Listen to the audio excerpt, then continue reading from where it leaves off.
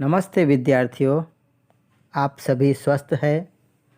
इस विश्वास के साथ आज का ये वीडियो मैं प्रारंभ करता हूँ। आज की इस वीडियो में मैं आपको हिंदी विषय के क्षितिज भाग 2 पाठ 13 जिसका शीर्षक है मानवीय करुणा की दिव्य चमक, इस पाठ के प्रश्न उत्तर बताने जा रहा हूँ। पार्ट 2 वीडियो में इसी पाठ के कुछ परीक्षा उपयोगी अर्थात परीक्षा के लिए महत्वपूर्ण प्रश्नों के उत्तर बताए जाएंगे। इसीलिए आप इस चैनल को सब्सक्राइब ज़रूर कीजिए ताकि आने वाले वीडियो की जानकारी आपको मिले। पहला प्रश्न है, फादर की उपस्थिति देवदार की छाया जैसी क्यों लगती थी? उत्तर, फादर की उपस्थिति देवदार की छाया जैसी लगती थी क्योंकि उनके मन में, आप चाहे तो लिख सकते हैं उनके हृदय में, सभी के लिए करुणा, स्नेह और ममता की भावना थी। वह अपने सभी परिचितों के स्थान पर आप प्रियजनों शब्द का भी प्रयोग कर सकते हैं। वे अपने सभी परिचितों के सुख दुख में शामिल होते और के बाद उनके शब्द लिखा हुआ है और उनके घरेलू उत्सवों व संस्कारों में उपस्थित होकर उन्हें आशीर्वाद और सहारा देते थे। इन्हीं गुणों के कारण लेखक को फादर की उपस्थिति देवदार की छाया जैसी लगती थी। इसी प्रश्न का दूसरा उत्तर इस प्रकार है, चाहे तो आप ये भी लिख सकते हैं कि फादर की उपस्थिति देवदार की छाया जैसे लगती थी क्योंकि फादर बुल्के का व्यक्तित्व देवदार की छाया के समान था। जिस प्रकार देवदार का पेड़ लोगों को छाया देकर शीतलता प्रदान करता है, ठीक उसी प्रकार फादर भी अपने शरण में आए लोगों को आश्रय देते थे और दुखी व्यक्तियों को अपने सांत्वना के मधुर वचनों से उनको शीतलता प्रदान करते थे। दूसरा प्रश्न, ये प्रश्न बहुत इम्पोर्टेंट है और कई बार पूछा भी गया है।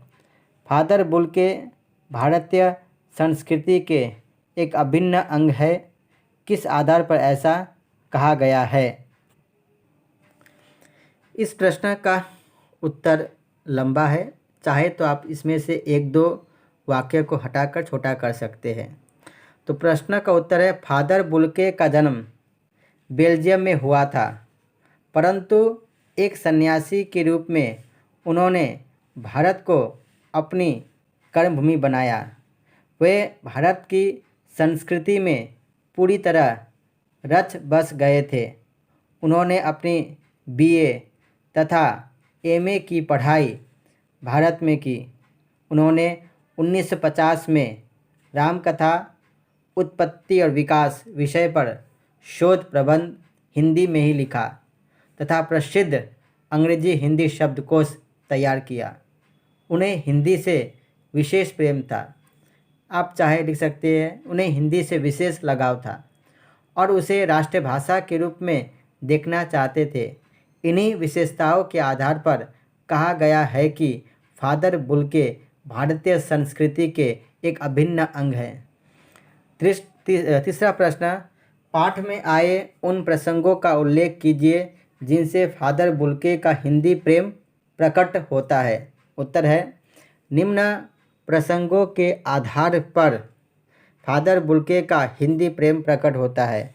नंबर 1 लिखा हुआ है, उन्होंने कलकत्ता से हिंदी में बीए तथा इलाहाबाद से एमए किया। दूसरा है, उन्होंने 1950 में रामकथा उत्पत्ति और विकास विषय पर शोध प्रबंध हिंदी में लिखा। ये वाक्य जो है आपको दूसरे प्रश्न के उत्तर में भी है। तीसरा जो पॉइंट है, उन्होंने अपना अंग्रेजी हिंदी शब्दकोश भी तैयार किया। चौथा है, वो हिंदी को राष्ट्रभाषा के रूप में दिखना चाहते थे।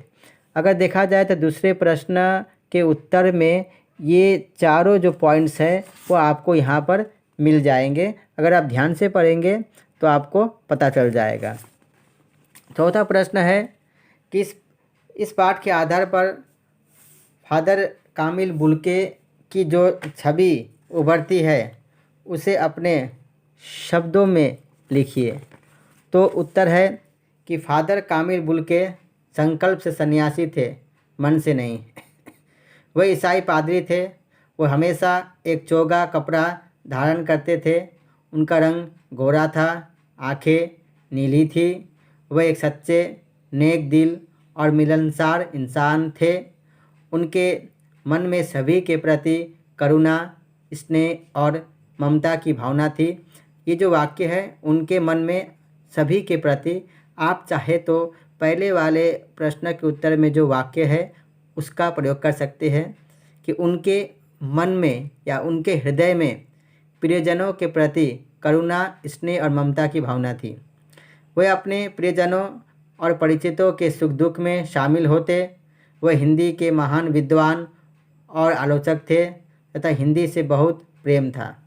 अगला प्रश्न है कि लेखक ने फादर बुल्के को मानवीय करुणा की दिव्य चमक क्यों कहा है। उत्तर, फादर बुल्के मानवीय करुणा की प्रतिमूर्ति थे। उनके मन में सभी के प्रति करुणा, स्नेह और ममता की भावना थी। वे अपने प्रियजनों और परिचितों के सुख दुख में शामिल होते थे। संकट की घड़ी में वे मनुष्य को सांत्वना देकर धीरज बांध देते थे। किसी भी मानव का दुख उनसे देखा नहीं जाता था। इन्हीं गुणों के कारण उन्हें मानवीय करुणा की दिव्य चमक का है। विद्यार्थी, आप ध्यान देंगे कि अभी तक मैंने कुल 5 प्रश्नों के उत्तर बताए हैं और सभी में कुछ कुछ बातें कॉमन है। इसीलिए मुझे लगता नहीं है कि आपको इन 5 प्रश्नों को याद करने में ज़्यादा दिक्कत होगी, क्योंकि 5 प्रश्नों के उत्तर को मैंने ऐसे लिखा है कि आप एक प्रश्न का उत्तर याद करेंगे तो बाकी प्रश्नों के उत्तर आपको मिल जाएंगे। अब अगला है जो छठा प्रश्न है, वह छठा प्रश्न है, फादर बुल्के ने सन्यासी की परंपरागत छवि से अलग एक नई छवि प्रस्तुत की है, कैसे। उत्तर है, परंपरागत रूप से सन्यासी सांसारिक मोह माया से दूर रहते हैं। वे न तो रिश्ते बनाते हैं और न ही रिश्तों को निभाते हैं, जबकि फादर बुल्के इससे भिन्न थे। वे एक बार जिससे रिश्ता बना लेते उसे कभी नहीं तोड़ते। वे अपने सभी प्रियजनों और परिचितों के सुख दुख में शामिल होते और उनके घरेलू उत्सव व संस्कारों में उपस्थित होकर उन्हें आशीर्वाद और सहारा देते थे। आशा है विद्यार्थी आपको इन 6 प्रश्नों के उत्तर याद करने में अधिक समय नहीं लगेगा। अब बड़ी सहजता से, सरलता से आप इन 6 प्रश्नों के उत्तर को याद कर लेंगे।